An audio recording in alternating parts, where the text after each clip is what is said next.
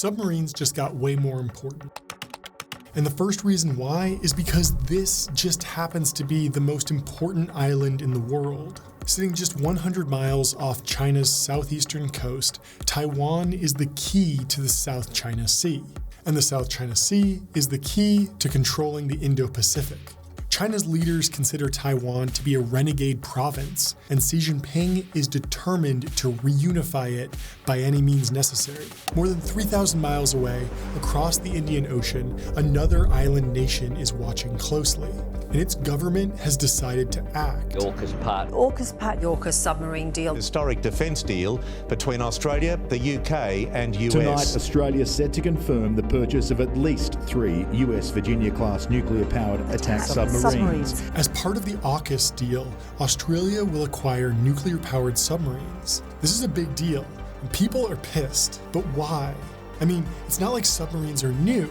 They've been around since World War I. So why are China's leaders so afraid of technology that's more than 100 years old? The answer is that after a generation of irrelevance, submarines are emerging from beneath the waves. And whoever masters this technology will rule the seas.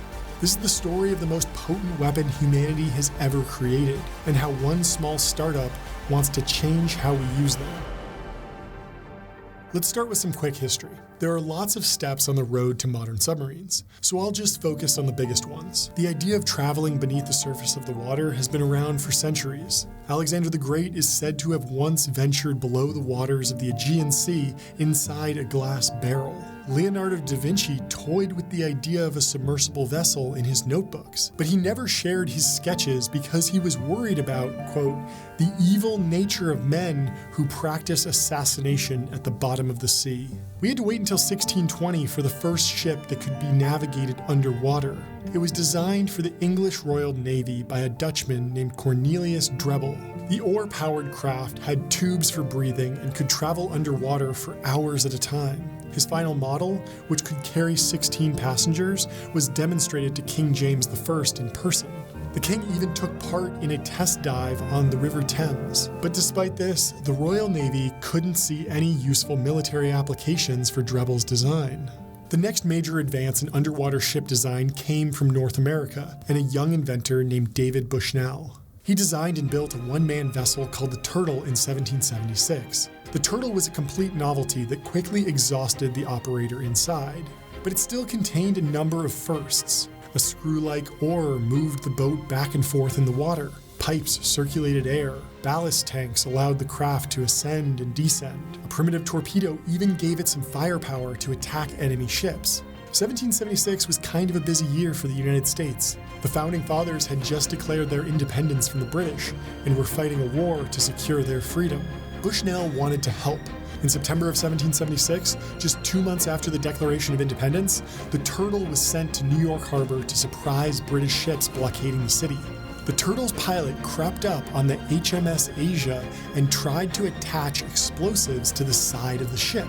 The attempt failed, but by being the first underwater boat used in wartime, the Turtle showed that underwater boats could have useful military applications, and before long, the world would get a chance to see what they could do in wartime. There's so much to say about submarine warfare during the 2 world wars, but this video isn't about that, so we're gonna skip a bunch of the details. The most important takeaway is that the world wars showed every head of state and naval commander that submarines had arrived as a powerful weapon.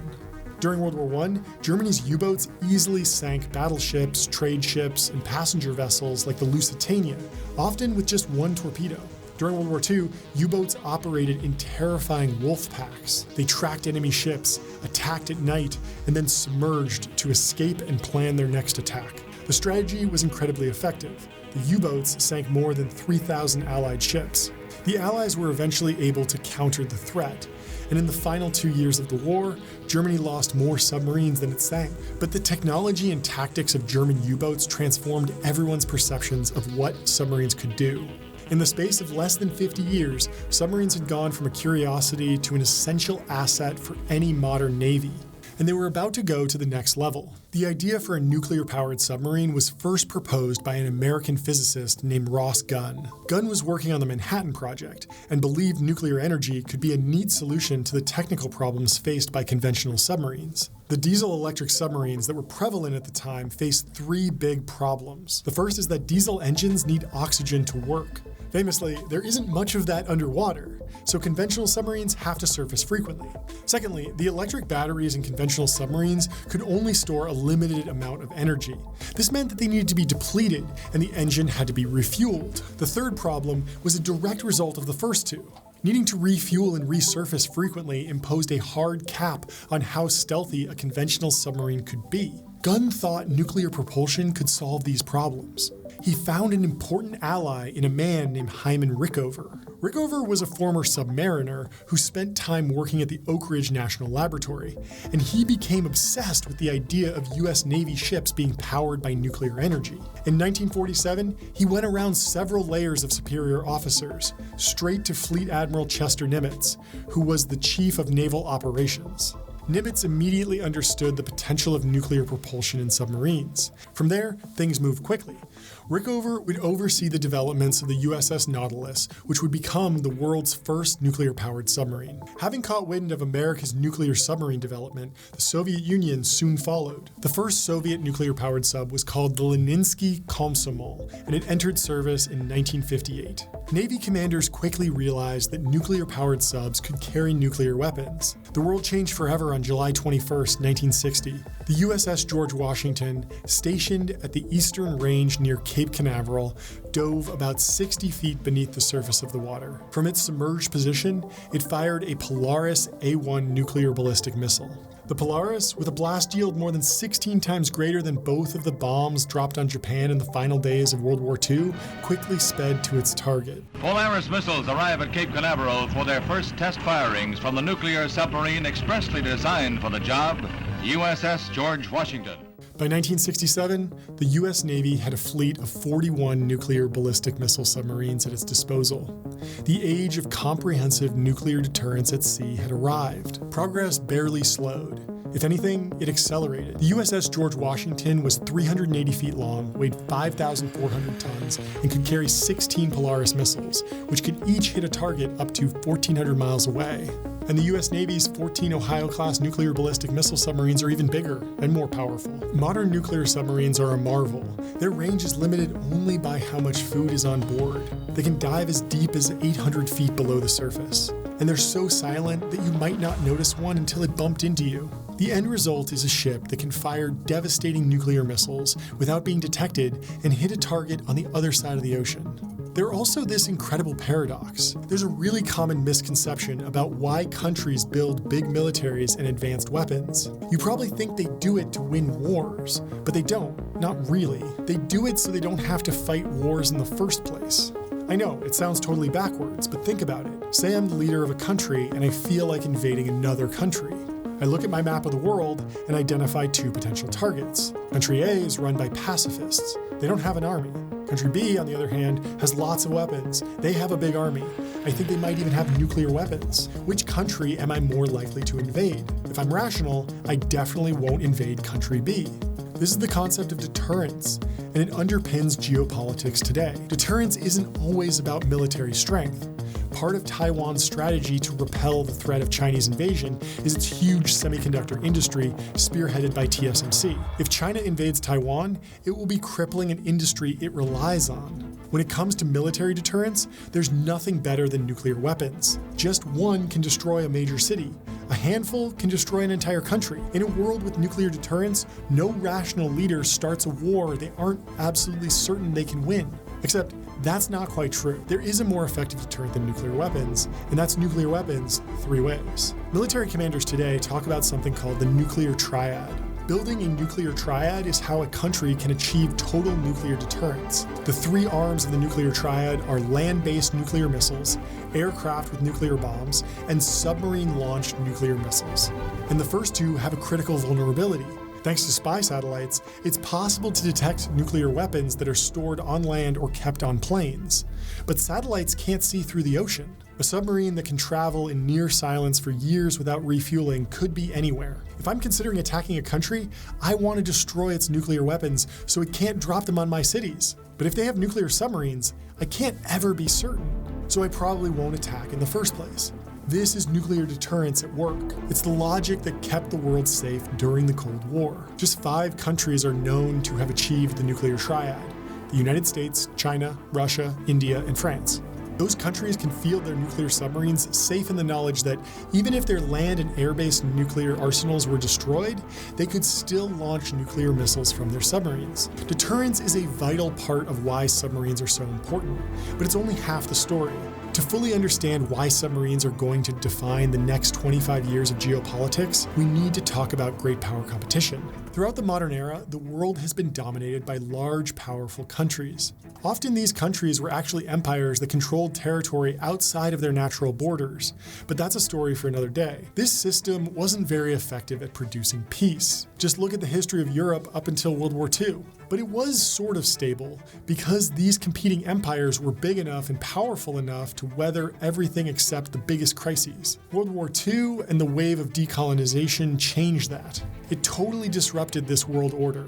Nazi Germany and Imperial Japan were both destroyed. The French and British, exhausted from war, gave up their colonial possessions. 2 big winners were the United States and the Soviet Union. They were both unquestionably the 2 most powerful countries in the world. Each had massive militaries and huge industrial manufacturing bases. They were at the forefront of scientific and cultural progress. They also had ideologies that were totally incompatible with each other, so they competed with each other in every conceivable domain.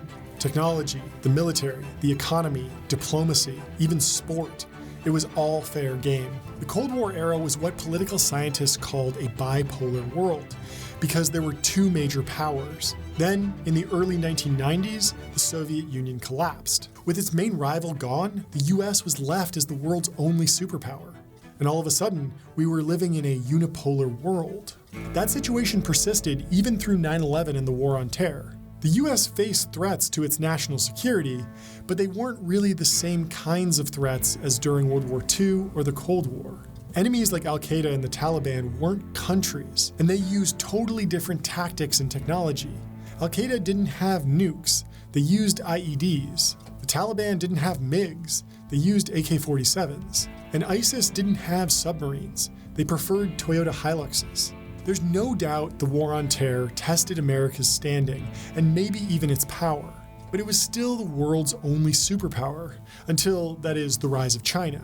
For the first time in a generation, we're living in a world with 2 superpowers. Great power competition is back. Today, China is stronger than the Soviet Union ever was. It's caught up to and even overtaken the United States in some key areas. The People's Liberation Army is the biggest military force in the world. China's Navy has more ships than America's. And helped by industrial-level espionage and massive state intervention, it's ahead of the US in several critical technologies. But even this rapid progress isn't enough for China's leader, Xi Jinping. He is determined to restore China to what he sees as its rightful place at the top of the world order and secure the legitimacy of both the Chinese Communist Party and its own rule. One of the foundations of his strategy is the South China Sea, and he wants total control. The South China Sea is important for a bunch of reasons. It's central to the global economy. 1/3 of the world's maritime shipping goes through the South China Sea, destined for places like China, Vietnam, and Indonesia. It's rich in resources. There are huge oil and gas fields under the seabeds and abundant fisheries which feed millions of people in Southeast Asia. And it's a platform for military power. If you control the South China Sea, you effectively control the Indo-Pacific. The strategic and economic importance of the South China Sea is what's driving several ongoing disputes about things ranging from fishing rights to who owns small islands. Pretty much all of these disputes involve China. A lot of the tension stems from the fact that China uses a different maritime border to demarcate its territory in the South China Sea. It's called the 9-dash line. You can see it here on a map. The problem is, the 9-dash line overlaps the economic zones of several other countries with borders on the South China Sea. Xi Jinping decided that instead of debating the semantics in court, he'd use force instead. That's why, starting in 2013, China has built 7 artificial islands in the South China Sea.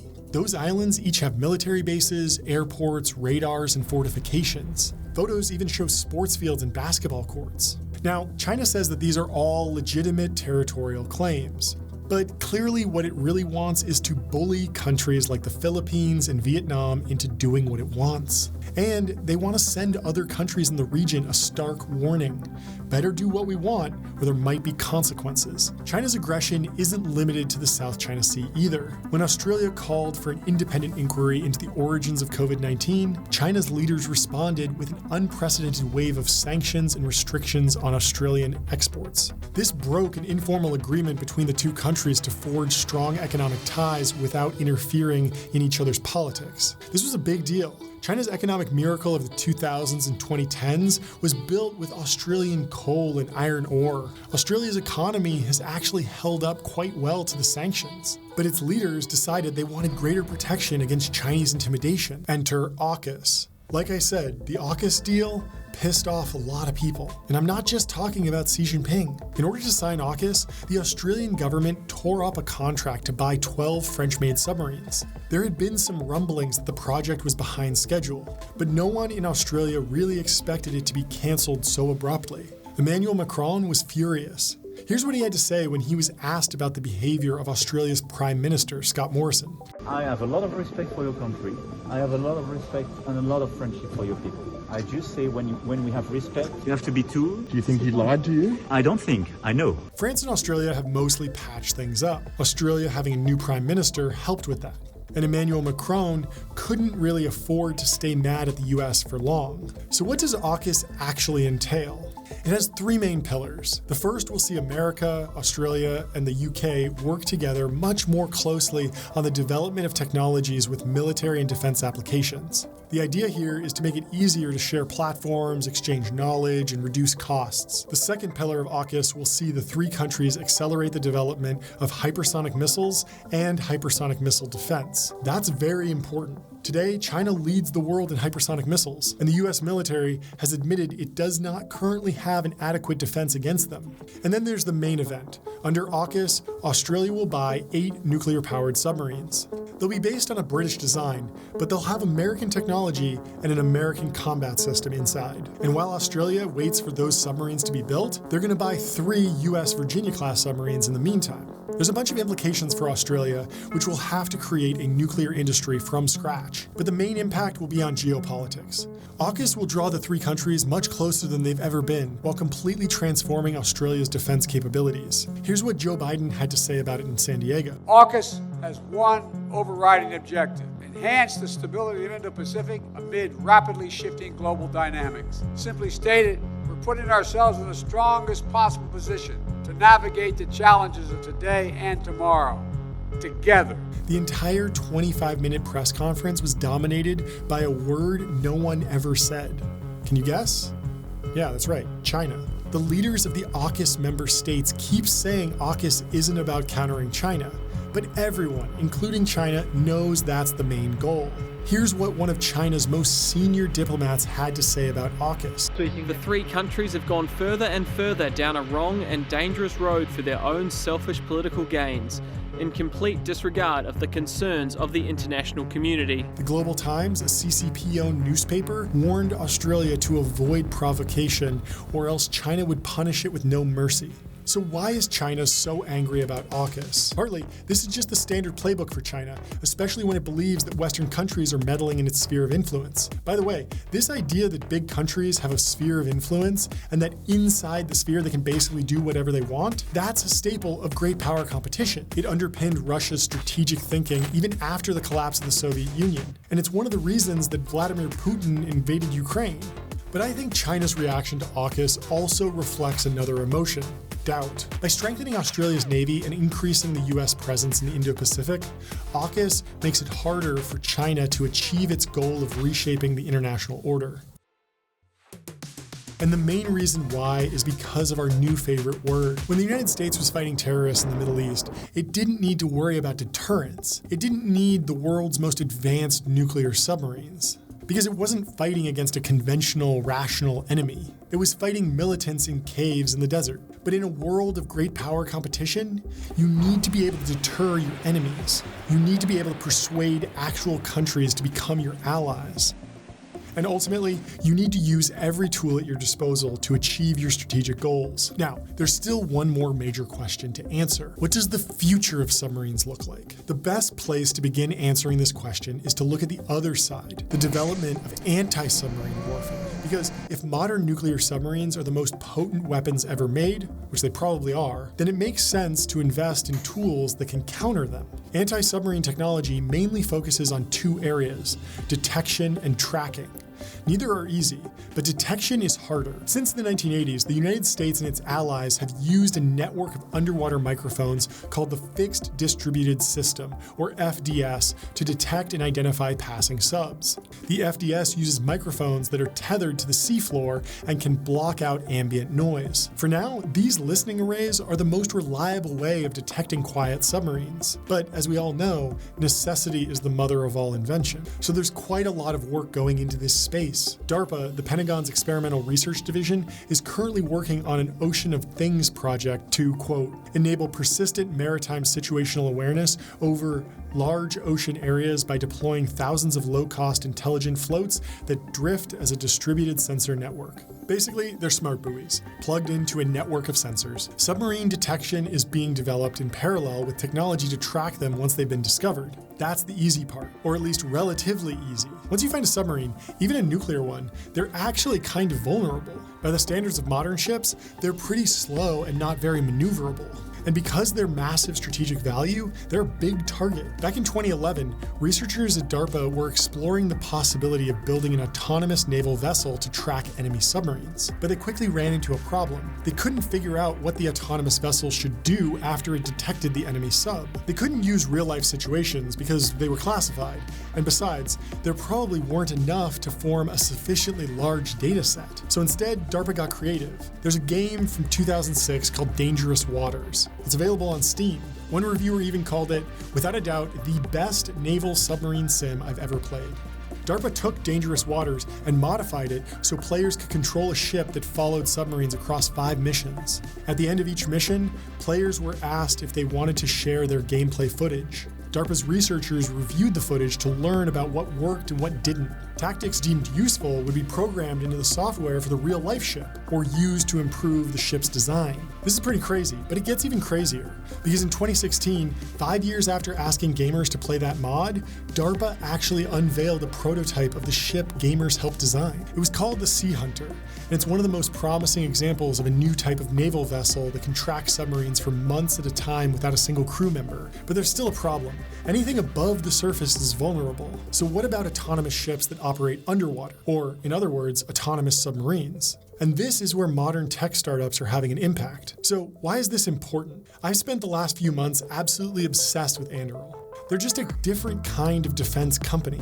Their founder, Palmer Luckey, came to prominence because he invented the Oculus VR headset. And then he founded Anduril because he believes the old-fashioned approach to defense procurement isn't delivering enough innovation. And just recently, Anduril acquired a company called Dive Technologies. I was interested to learn why Palmer Luckey thinks that autonomous submarines are such a big opportunity. So I asked him. Well, submarines are important and challenging. We build robotic submarines powered by our artificial intelligence. They can dive down to about 6,000 meters, which means that we can go to the bottom of any part of any ocean that does not end in trench or crevasse, which is a big deal. They have to be smart enough to change and alter and perform their mission without continuous human guidance. And it's one of the few ways where we can go to places we're not supposed to be. We can listen to people, we can follow people, we can interact with their infrastructure, we can make sure that they're not interacting with our infrastructure. There's so many things that are critical at the bottom of the ocean. You have the undersea cables that are linking the entire world together in terms of information. You have a lot of energy transfer happening over power cables, but also oil and gas pipelines. You have a lot of other critical national security capabilities that are living undersea. Before it was acquired by Anduril, Dive's main product was the Dive LD. It's a bit smaller than the Ohio-class submarines the US Navy uses. The Dive LD is just 20 feet long, but it leverages software in a way that no submarine has ever before. The goal is to produce these for a fraction of the cost of existing submarines while keeping the platform modular so it can be optimized for different kinds of missions, such as following enemy submarines, seabed mapping, or critical infrastructure monitoring. The impression that I got from talking with some of Anduril's staff is that Dive just fit really well with their company's philosophy. Anduril isn't interested in building better versions of traditional things. They're interested in developing technologies that allow you to envision new approaches to existing problems. But of course, just as technologies like autonomous submarines help solve old problems in new ways, they also create new ones that need to be solved. Late last year, when the Australians were still debating the merits of AUKUS and the Chinese were still angry about it, Anduril signed a $100 million plus deal with the Australian Navy to produce 3 new prototype large autonomous underwater vehicles. But there's a bigger question as to why Anduril wound up in this situation to begin with. After all, normally, new military technology would be developed by one of the big defense primes, but sadly, those companies have simply stopped innovating. And to understand why, you have to watch this video next. Thanks a lot.